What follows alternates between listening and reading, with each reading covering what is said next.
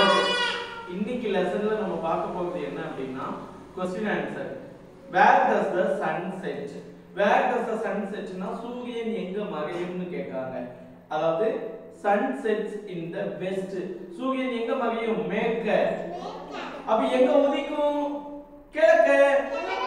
அப்ப where does the sun rise? Sun rises in the east. Where does the sun set? Sun sets in the west. Okay, அடுத்தது how many days are there in a week? வாரத்துல மொத்தம் எத்தனை நாள்னு கேக்குறாங்க. ஓகேவா? how many days? 7 days in a week. ஓகேவா?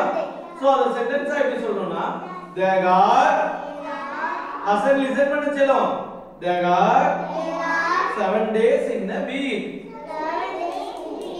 how many months do we have in a year? ஒரு வருஷத்துக்கு எத்தனை மாசம்? ஜனவரி பிப்ரவரி தெரியும்ல, அது மொத்தம் எத்தனை நமக்கு? 12.